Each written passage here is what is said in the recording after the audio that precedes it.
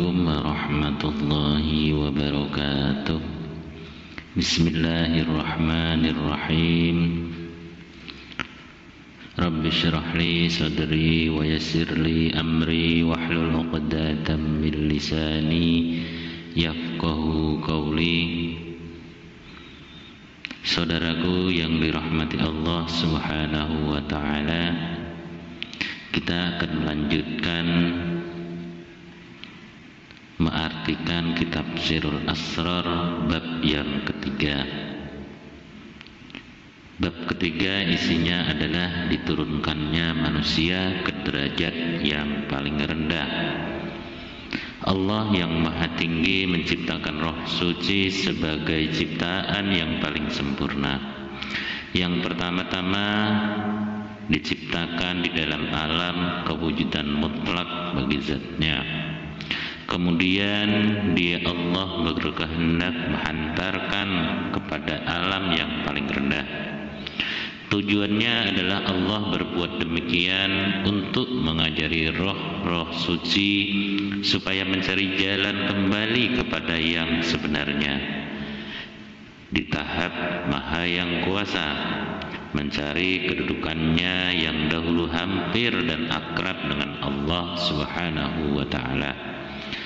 Kemudian dihantarkannya roh-roh suci tersebut, lalu dikirimlah para utusan-utusannya, wali-walinya, kekasih-kekasih dan sahabat-sahabatnya. Dalam perjalanan tersebut, pertama Allah mengantarkan kepada kedudukan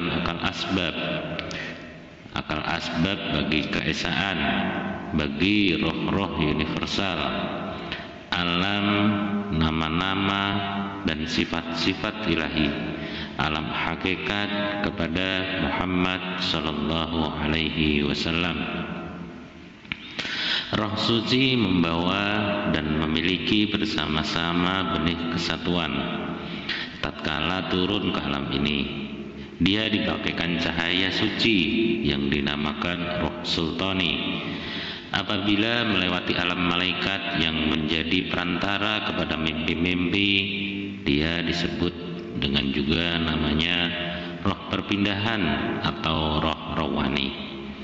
Dan pada akhirnya dia diturunkan kepada dunia kebendaan ini. Ia dibaluti daging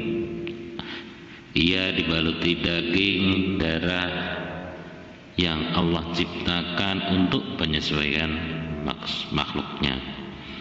Dia dibalut oleh jisim yang kasar untuk menyematkan di dunia ini, karena dunia kebendaan jika berhubungan secara langsung dengan roh suci, maka dunia kebendaan akan terbakar menjadi abu. Dalam hubungannya dengan ini adalah dunia sekarang ini. Kemudian dia dikenali sebagai kehidupan atau roh-roh manusia, atau juga disebut roh insani. Tujuan roh suci diantar ke tempat ciptaan yang paling rendah ini adalah supaya dia mencari jalan kembali kepada kedudukannya yang asal, makom atau tempat kehampiran ketika dia masih dalam bentuk berdaging dan bertulang ini. Dia sepatutnya datang ke alam benda yang kasar ini dan dengan melalui hati yang berada di dalam mayat ini, menanamkan benih kesatuan dan menumbuhkan pohon keesaan di dalam dunia ini. Akar pohon masih berada pada tempat asalnya, sementara dahannya memenuhi ruang kebahagiaan, dan di sana demi keridhaan Allah mengeluarkan buah kesatuan. Kemudian di dalam bumi ini, hati pada roh itu dinamakan benih agama dan bercita-cita untuk menumbuhkan pohon-pohon agama agar diperoleh buahnya. Tiap tingkatan akan menaikkan kepada peringkat yang lebih tinggi, yaitu hampir dengan Allah Subhanahu wa taala.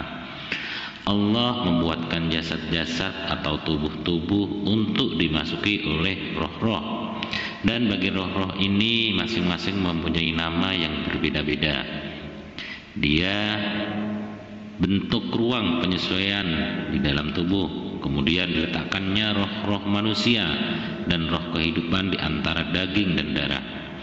Lalu diletakkannya roh suci di tengah-tengah hati, di mana tempat ruang bagi jisim atau jasad. Jasad ini yang sangat indah untuk menyimpan rahasia-rahasia di antara Allah dengan hambanya. Roh-roh ini berada pada tempat yang berbeda-beda dalam tubuh, dengan tugas pula yang berbeda dan urusan yang berbeda-beda pula. Masing-masing diumpamakan membeli dan menjual barang yang berlainan, lalu mendapatkan faedah yang berbeda. Perniagaan atau perdagangan mereka senantiasa membawa mereka ke banyak manfaat dalam bentuk nikmat dan rahmat Allah Subhanahu wa ta'ala. Allah berfirman, daripada apa yang kami berikan kepada mereka secara sembunyi atau terang-terangan, lalu mereka mengharapkan perniagaan atau perdagangan tersebut yang tidak akan rugi.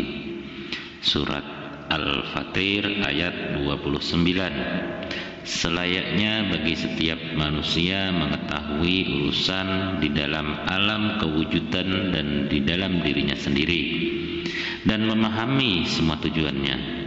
Dia harusnya paham bahwa dia tidak boleh memindahkan apa yang telah dihukumkan secara kebenaran untuknya dan digantungkannya di lehernya. Bagi orang yang mau memindahkan apa yang telah dihukumkan untuknya yang terikat dengan cita-cita, dan di dalam dunia ini Allah pun berkata, tidaklah mau dia ketahui bagaimana keadaan apabila dibongkarkan apa-apa yang di dalam kubur dan dizahirkan apa-apa yang ada di dalam dada. Surat Ta'diyat ayat 9. Dan tiap-tiap manusia kami gantungkan catatan amalannya pada tengkuknya. Surah Bani Israel ayat 13. Demikianlah bab 3 dari kitab Sirul Asrar. Mudah-mudahan bisa memberikan manfaat kepada kita semua. Amin ya rabbal alamin. Kalau ada salah dan khilaf mohon maaf. Wassalamualaikum warahmatullahi wabarakatuh.